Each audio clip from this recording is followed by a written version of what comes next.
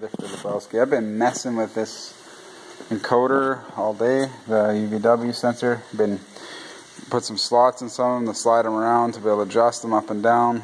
I'm finally getting close, but man, oh man, are they not easy to do. And basically, from what I can tell, testing it on a zero motor, it basically just centers. You can see here,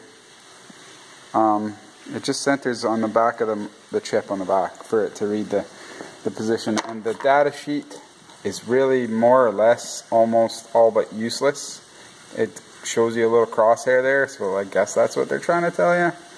On this plane here, this one down there, that's actually the chip's on the wrong orientation, so it doesn't even show it correctly. So nonetheless, I set it up to do a Hall sensor calibration, and then we'll go through that. I've been using my scope to watch all three Hall sensor inputs to the brain to make sure everything looks okay.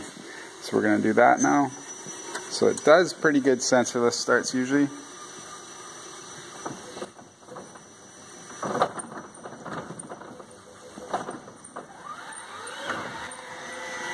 I try not to push the throttle too far because I don't want to have it conk out. So it's just calibrated, so I want to listen to how smooth it comes on Hall sensor here. Seems better.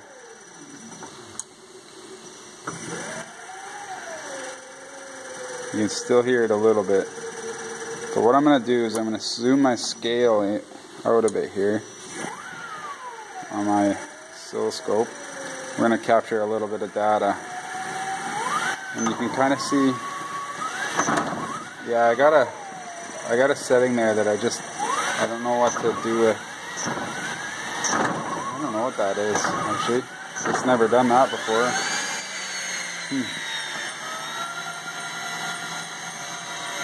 Just kind of looking at the data here.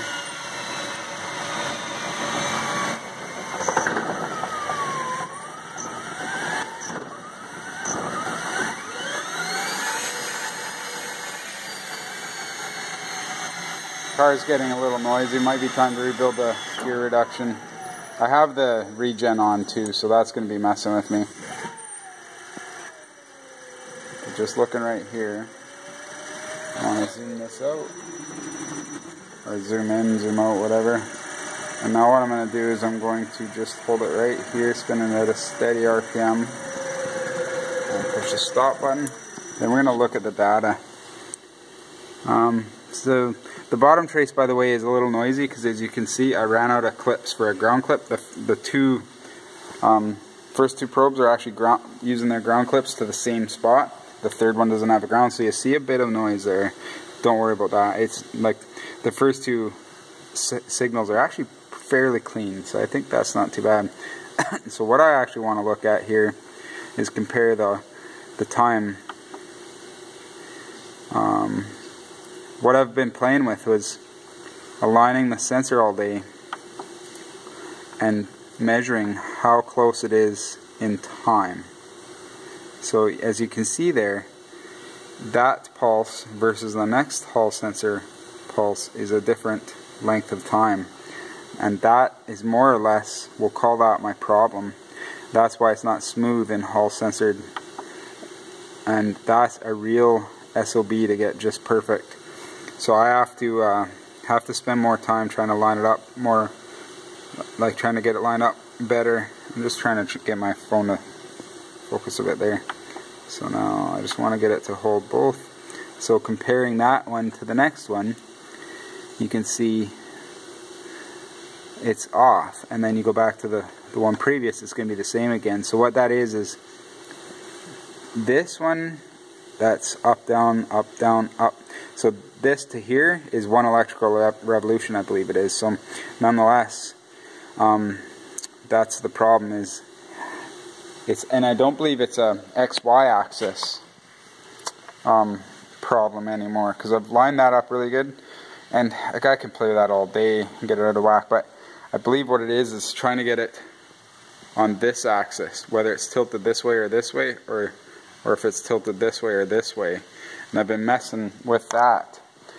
and I got it better. So this is better than when I started today, and now it's way past dinner time, so I gotta get going. But I definitely made progress, so that's good, and now I know where to look as well, and that matters as well. So I'm gonna drive it like this and see how smooth it is going home. I'll probably actually change a couple settings, so hopefully it doesn't conk in and out like that anymore. Anyways, that's all I can do for now. Heated seats I'm really loving, that's for sure. Got mine at 4 right now, makes me feel pretty good.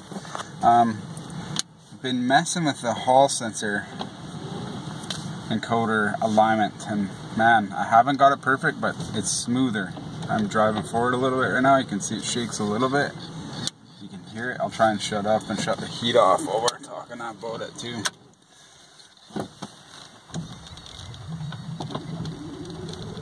You can hear how it's smoother. It's not perfect, but it's smoother.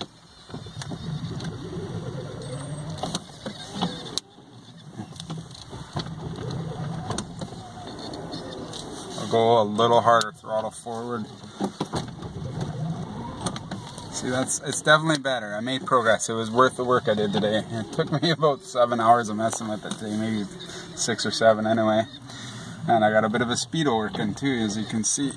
It's actually, I gotta do some little bit of work with the code on the speedo, because I had to do something funky to make it work, but it reads 10 off. So when it says 20, it's actually 2 kilometers an hour. But it does work, so that's cool.